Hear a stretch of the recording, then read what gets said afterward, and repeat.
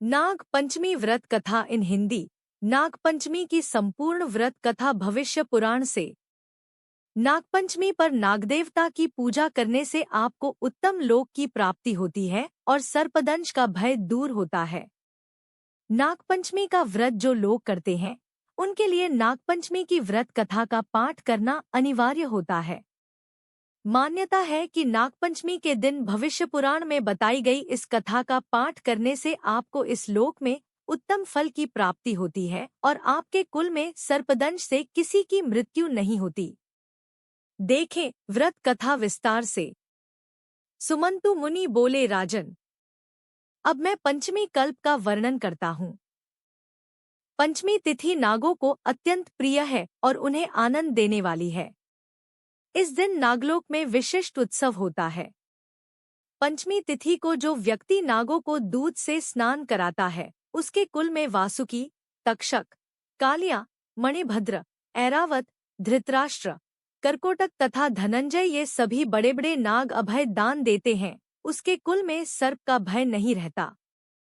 एक बार माता के शाप से नागलोक जलने लग गए थे, इसलिए उस दाह की व्यथा को दूर करने के लिए पंचमी को गाय के दूध से नागों को आज भी लोग स्नान कराते हैं। इससे सर्पभय नहीं रहता। राजा ने पूछा, महाराज, नागमाता ने नागों को क्यों शाप दिया था और फिर वे कैसे बच गए? इसका आप विस्तार पूर्वक वर्णन करें। सुमंतु मुनि ने कहा, एक बार राक्षसों और देवताओं ने मिलकर समुद्र मंथन किया। उस समय समुद्र से अतिशय श्वेत उच्चैःश्रवा नाम का एक अश्व निकला। उसे देखकर नागमाता कद्रू ने अपनी सौत विंता से कहा कि देखो, यह अश्व श्वेतवर्ण का है, परंतु इसके बाल काले दीख पड़ते हैं। तब विंता ने कहा, न तो यह अश्व न तो श्वेत है, न काला और न लाल। यह सुनकर कद्रू ने कहा, मेरे साथ शर्त करो कि यदि मैं इस अश्व के बालों को कृष्ण वर्ण का दिखा दूं तो तुम मेरी दासी हो जाओगी, और यदि नहीं दिखा सकी तो मैं तुम्हारी दासी हो जाऊंगी।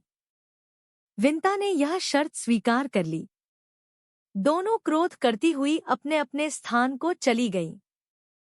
कद्रू ने अपने पुत्र नारगों को बुलाकर सब वृत्तांत उन्हें सुना दिया और कहा कि पुत्रों, तुम अश्व के बाल के समान सूक्ष्म होकर उसके शरीर में लिपट जाओ, जिससे यह कृष्ण वर्ण का दिखाई देने लगे, ताकि मैं अपनी सौत विंता को जीतकर उसको अपनी दासी बना सकूं। माता के इस वचन को सुनकर नागों ने कहा कि माँ, यह छल तो हम लोग नहीं करेंगे, चाहे तुम्हारी जीत हो या हार। छल से जीतना बहुत बड़ा अधर्म है। पुत्रों का यह वचन सुनकर कद्रू ने कहा, तुम लोग मेरी आज्ञा नहीं मानते हो, इसलिए मैं तुम्हें शाप देती हूँ कि पांडवों के वंश में उत्पन्न राजा जन्मेजय जब सर्पसत्र करेंगे तब उस यज्ञ में तुम सभी अग्नि में जल जाओगे। इतना कहकर कद्रू चुप हो गई। नागगण माता का शाप सुनकर बहुत घबराए और वासुकी को साथ में लेकर ब्रह्मा जी के पास पहुंचे तथा ब्रह्मा जी को अपना सारा वृत्तांत सुनाया।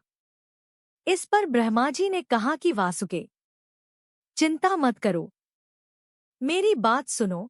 यायावर वंश में बहुत बड़ा तपस्वी जरत्कारु नाम वाली बहन का विवाह कर देना और वह जो भी कहे उसका वचन स्वीकार करना।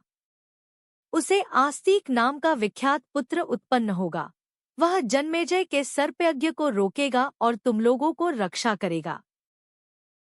ब्रह्मा जी के इस वचन को सुनकर नागराज वासुकी आदि अतिशय प्रसन्न हो उन्हें प्रणाम कर अपने लोक में आ गए। सुमंतु मुनि ने इस कथा को सुनाकर कहा, राजन, यह यज्ञ तुम्हारे पिता राजा जन्मेजय ने किया था।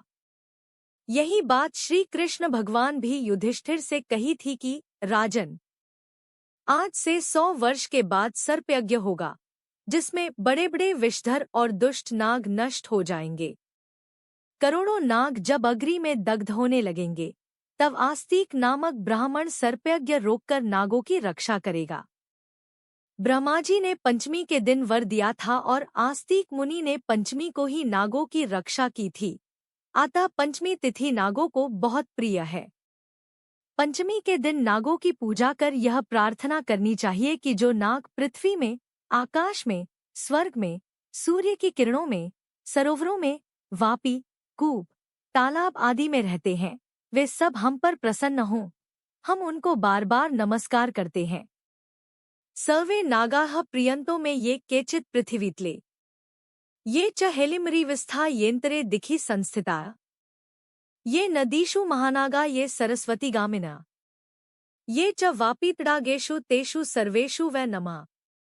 इस प्रकार नागों को विसर्जित कर ब्राह्मणों को भोजन कराना चाहिए और स्वयं अपने कुटुंबियों के साथ भोजन करना चाहिए। प्रथम मीठा भोजन करना चाहिए, अनंतर अपनी अभिरुचि के अनुसार भोजन करें। इस प्रकार नियमानुसार जो पंचमी को नागों का पूजन करता है, यह श्रेष्ठ विमान में बैठकर नागलोक को जाता है और बाद में द्वापर युग में बहुत पराक्रमी, रोगरहित तथा प्रतापी राजा होता है। इसलिए घी, खीर तथा गुग्गुल से इन नागों की पूजा करनी चाहिए। राजा ने पूछा, महाराज, क्रुद्ध सर्प के काटने से मरने वाला व्यक्ति किस गति को प्राप्त होता है और जिसके माता पिता, भाई, पुत्र आदि सर्प के काटने से मरे हों, उनके उद्धार के लिए कौन सा व्रत, दान अथवा उपवास करना चाहिए, यह आप बताएं।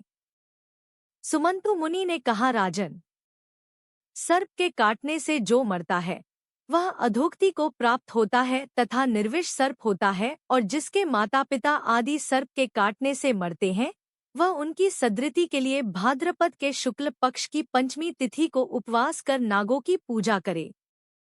यह तिथि महापुण्या कही गई है। इस प्रकार 12 महीने तक चतुर्थी तिथि के दिन एक बार भोजन करना चाहिए और पंचमी को व्रत कर नागों की पूजा करनी चाहिए। पृथ्वी पर नागों का चित्र अंकित कर अथवा सोना, काष्ठ या मिट्टी का नाग बनाकर पंचमी के दिन करवीर, कमल, चमेली आदि पुष्प, गंध, धूप और विविध नैवेद्यों से उनकी पूजा कर घी, खीर और लड्डू उत्तम 5 ब्राह्मणों को खिलाएं। अनंत, वासुकी, शंख, पद्म, कंबल, करकोटक आदि 12 नागों की क्रमश पूजा करें।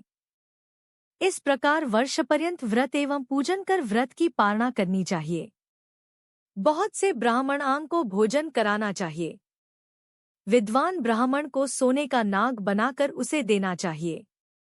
यह उद्यापन की विधि है। राजन, आपके पिता जन्मेजय ने भी अपने पिता परीक्षित के उद्धार के लिए यह व्रत किया था और सोने का बहुत भारी नाग तथा अनेक गौएं ब्राह्मणों को दी थी। ऐसा करने पर वे पितृ ऋण से मुक्त हुए थे और परीक्षित ने भी उत्तम लोक को प्राप्त किया था। आप भी इसी प्रकार सोने का नाग बनाकर उनकी पूजा कर उन्हें ब्राह्मण को दान करें, इससे आप भी पितृ ऋण से मुक्त हो जाएंगे। राजन, जो कोई भी इस नागपंचमी व्रत को करेगा, सांप से डंसे जाने पर भी वह शुभलोक को प्राप्त होगा, और जो व्यक्ति श्रद्धापूर्वक इस कथा को सुनेगा उसके कुल में कभी भी सांप का भय नहीं होगा।